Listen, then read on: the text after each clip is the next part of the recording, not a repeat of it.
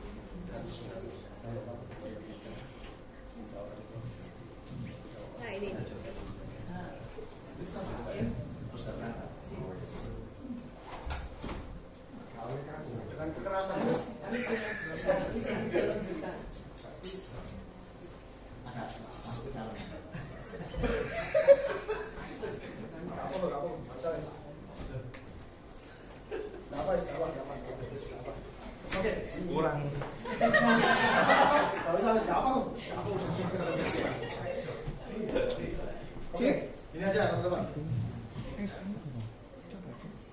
Hukum waris ada berapa teman-teman? Hukum waris ada agama, hukum negara. Oke. Hukum agama tepatnya Islam. Hukum Islam, bukan hukum agama, hukum Islam. Ya. Nah, kalau teman-teman mau ngawalin hukum waris, tinggal api. Ada perdata Islam. Ya, api. Ada perdata Islam. Ya. Hukum waris yang menerima siapa? Ahli waris, ya kan? Karena ahli warisnya banyak, kita sebut para ahli waris. Betul ya? Dan hukum waris tunduk pada api. Ya, pembagiannya. Ya. Itu hukum waris. Nah, hukum waris, kalau kita ngomong waris, harta apa yang diwariskan? Benar nggak? Berarti ada harta gini, harta perolehan dan harta bawaan.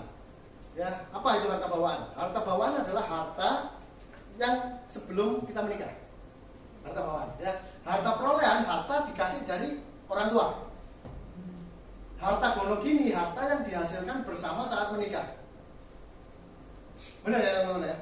Nah, kalau cerai, yang dibagi yang mana?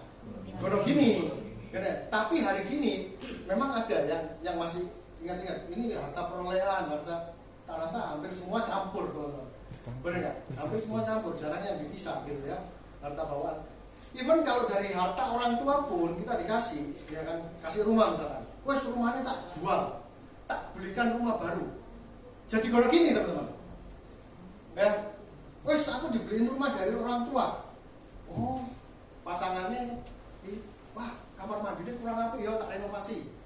Direnovasi, sudah jadi kalau gini. Ya, karena ada Pak, ada bibit di sana ya. Ini ada bagian saya di sana ya, jadi kemampuan saya. Ya, terus kalau misalkan meninggal, ya. Jadi kalau harta waris ya, berarti pembagiannya kalau kita ngomong perdata ya, kalau Islam kan ada porsi-porsinya untuk pembagiannya. Nah, kalau perdata kan kita ngomong harta waris, itu berarti apa? Ke atas sama ke bawah, ya, orang tua sama ke anak. Istri tidak ada porsi mutlak, tidak ada bagian mutlak. Ngerti? Artinya selama tidak ada menggugat, tidak ada masalah.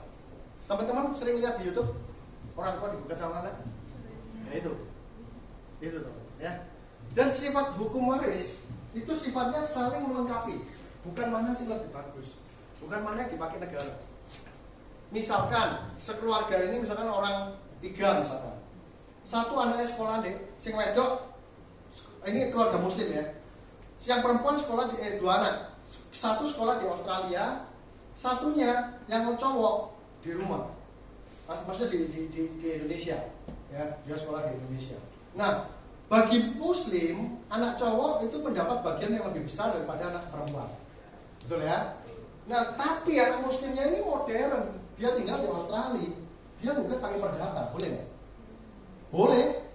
Boleh, sah, ya. Sampai kapan? Ya tergantung aja siapa yang kuat. Ngerti ya? Jadi perjalanan yang cukup panjang, melelahkan, dengan biaya yang tidak bisa diprediksi. Ya. Terus yang kedua, tadi ngomong hukum waris, yang kedua kita ngomong surat wasiat. Surat wasiat berarti apakah harta itu langsung dikasihkan kepada yang setuju? Ya? Iya ya. Nah, surat wasiat itu tunduk kepada biasanya ini legitimate porsi mutlak dalam undang-undang perdata. Ya. Boleh kasih ke orang lain maksimal 30% selama tidak ada lagi yang menggugat dari pihak keluarga. Ya, boleh kasih istri selama tidak ada menggugat, tidak ada masalah. Ya, jadi surat wasiat pun bisa gagal saat pembagian tidak sesuai dengan legitimate porsi dan ada yang menggugat. Selama tidak sesuai dan tidak ada yang menggugat, tidak ada masalah. Ngerti ya? Surat wasiat di Indonesia bisa gagal, bisa batal. Ya. Terus yang terakhir adalah cara yang ketiga dengan namanya kontrak pertanggungan. Kontrak pertanggungan yang terima adalah penerima manfaat, para penerima manfaat, ya. Dan para penerima manfaat ini kita semua tunduk pada namanya insurable interest.